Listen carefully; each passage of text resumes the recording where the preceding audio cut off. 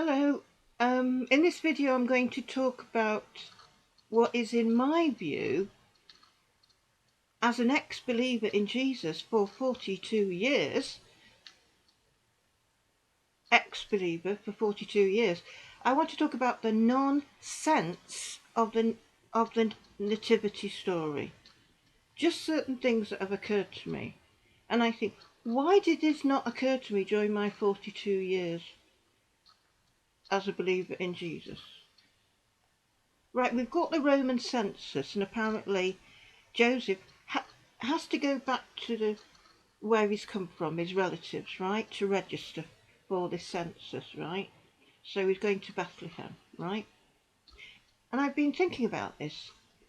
Right, when a census is taken, the whole purpose of a census is to find out where people are living. You have to remember the whole of that territory was occupied by Roman soldiers, right? Rome needed to know how many people were living in each area, how many men, women and children, and their ages. And the reason why they needed to know this, not because they were going to build supermarkets, and not because they were going to build them hospitals. No, they needed to know this information in order to determine how many troops were needed on the ground. They have taken control, and in order to maintain control and prevent rebellion, they need to have enough troops. Every army, all the big shots there, right, in the land of Israel, Jerusalem, everybody, they would all, the Romans, they would need to know, the commanders and whatnot, all the brigadiers, whatever they're called, the army people, they always need they always want more troops. Every army wants more troops, always demanding from their government more troops. And it'd be no different then in Jerusalem. But in order to get more troops, they have to have a census taken to find out how many people are living in each area, because that will determine the deployment of troops. And then these statistics are given to Rome.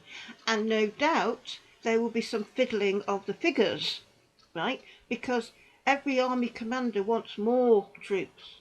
More. They can never get enough troops when you're occupying a land. You have to have as many as possible, but you have to convince the authorities, Rome, right, to get the troops. Rome was not interested in the Jewish religion. They were not interested in tribes. They are not interested in where you're born. They're not interested in anything about you. All they want to know is your age, occupation, possibly, and where you are living. They have to know that, because they have to know this in order to get the troops that are needed, which is decided by Rome, and then send them, and then they are deployed around the land to make sure certain areas have enough troops. And it's all about stopping rebellion, right?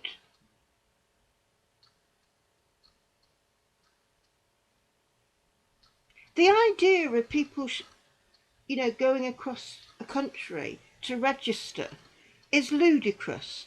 Absolutely ludicrous. In the United Kingdom, we had a census some years ago, and the purpose is to find out where people are living. They need to know where you're living, your age, your occupation.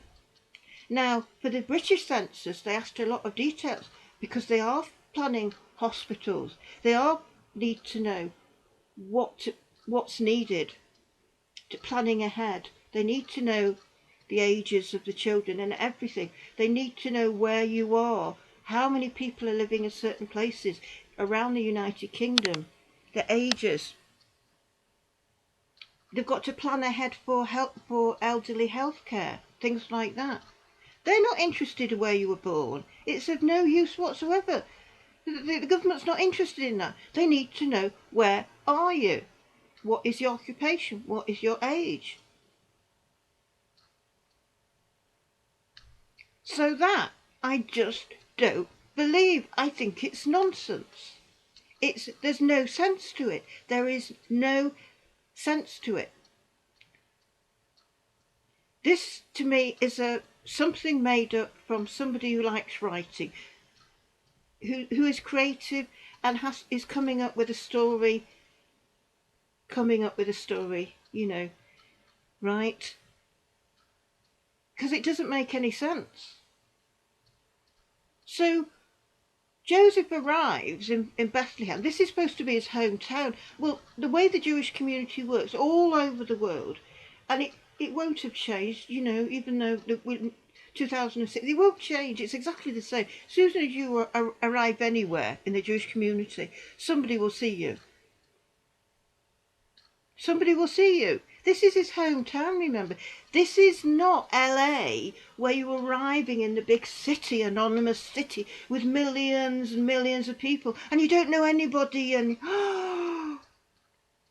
this is not how it is. This is his hometown. He arrives as he's coming into the place. Oh, Joseph,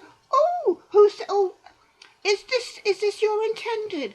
Oh, when's the baby due?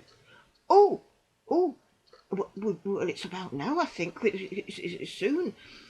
Well, where are you staying? Well, we haven't got to. You'll have to stay with. Oh, we'll have to sort something out. What you could do, you come to me, and you're coming to stay with me tonight, definitely. You don't have to worry about that. You come to me, you can stay with me, and I'll sort something out, right? This is how it works. He wouldn't have seen just one person. He would have seen 2 or 3 people. And the very fact that she's pregnant, as well. They're trying to. The story is you've got this hustle bustle, anonymous, like it's like the big city, and nobody notices that you've arrived and that you're about to give birth, and your huge stomach, and you're just anonymous and alone in the big city, and nobody notices you. This is not how it is. This is a small place. It's not, it's not the big city. This is a small place, Bethlehem. They all, this is his hometown. He would know somebody to go to. Don't tell me he doesn't know somebody to go to. School friends, people he went to cheder with, people from school. He'll know somebody. And somebody will help him. And no doubt, very, very quickly,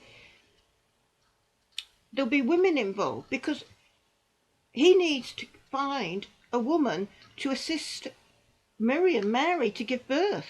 He's not going to deliver the baby. He needs to find somebody. So somebody sees him, hello, how are you doing? Come and stay with me. So, we'll have to go and find a midwife, and we'll go and see Mrs. Gold, and Mrs. Gold comes, and she brings Mrs. Cohen, and it says, and before you know it, they take over, and Joseph is standing there. What does he do? He's given orders. Joseph, don't just stand there. You can go and get some towels, go and get some hot water, do this. They're giving him things to do because he's standing there worrying. Because this is what men do. They feel helpless. He's helpless. What can he do? His wife's about to give birth and he doesn't know what to do. No idea. It's the women in that culture that would take over and deliver the baby. And they would certainly make sure she got somewhere to stay, to have that baby. Somebody would say, it's all right. She can come. You can put her on my bed. You can put it on my bed. Right? This is how it works. This is a small place where everybody knows each other's business, and people will come up to you and start asking questions. This is not anonymous big city. You have to... Right? So the innkeeper apparently has got no room at the inn. So he puts them in a barn. He sees she's pregnant. Oh yes, I'll go and put you in the barn with the shit of the cow shit and the horse shit. Do you honestly think any self-respecting Jewish innkeeper would do that? No, I don't believe it. I do not believe it. That is rubbish. I don't care how busy he is. He's got the bar, somebody wants a drink, he's got this and that to do. His wife's nagging him, right? He sees a pregnant woman. He can see she's looking absolutely exhausted. So if she has been on this long journey, she'll be absolutely absolutely exhausted, and her stomach will be so huge, and she'll big tummy, and he'll say, "It's all right, just wait a minute." He'll go and have a word with somebody. He's got rooms, but they're occupied. He'll go and have a word. Would you mind? Would you mind sharing with so and so? It's all right. You don't have to pay me anything. It's all right. I've got a woman here. She's about to give birth. I can't. I've got to do something. Do you honestly think he's going to put her in the cowshed with the shit? You know, this is nonsense. Nonsense. He himself would say, "Oh, come on, you can have my bed for the night." You know, so he's going to do something, and people will be there and hearing, because people hear. That's another thing you have to get about the Jewish community. This is not a solitary conversation with the innkeeper. No, no, no. No, no, no. You've got Jewish people there listening and probably butting in. Well, you can't put her in the shed. You can't put her in the cow shed. Well, no, we've got to find somewhere for her. You find somewhere. You're not going to put her in there. No, no, no. If somebody hears, I'll go off and find some. I'll have a word with. We'll have a word with the rabbi. We'll have a word with Mrs. So and so, the midwife. We'll have a word with somebody. But you go in any Jewish shop.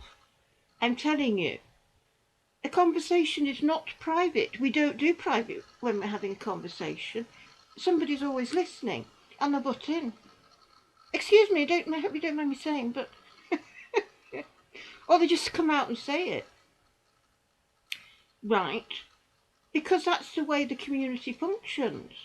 That's, you look after each other, and you're looking out for each other, and you hear and you notice this woman, and you can hear the conversation. She's got nowhere to stay, and the inn's full up.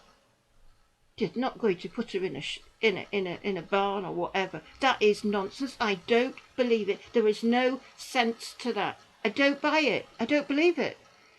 I do not believe it. It does not make sense. Just common sense.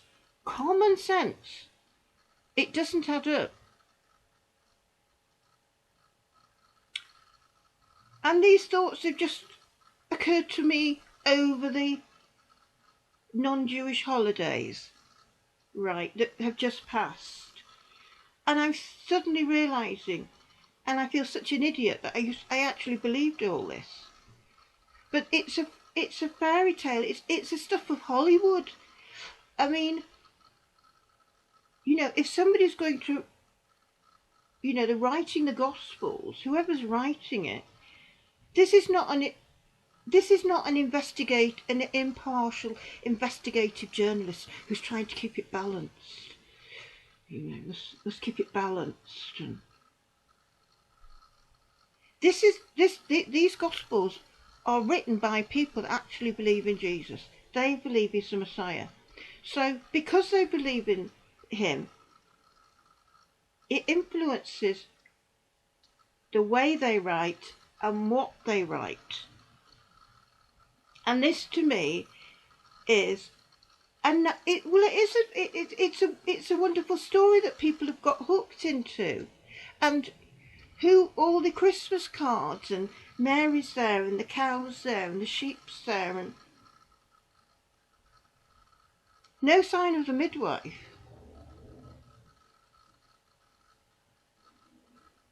Right. What's he doing there? He wouldn't be there. He'd be outside. He wouldn't be there when she's giving birth anyway. He wouldn't be there when she's giving... But, I mean, it's just all nonsense. It's all nonsense.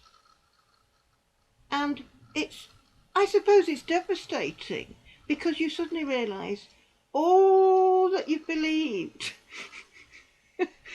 for 42 years. You suddenly realise, how could I be so stupid to believe all this? You feel embarrassed, you feel such an idiot. But there's people cleverer than me that believe all this. They believe it's actually true. And there are people that believe this who know that when a census is done, they need to find out where people are living. Right? The armies are not interested in your religion. They're not interested in that. What house you're from.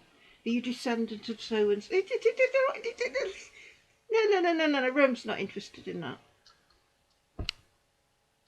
They need They need figures. They need figures. Rome needs figures, and they'll provide the troops accordingly.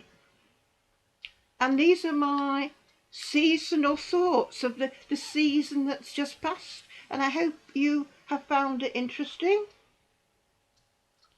And it makes you think.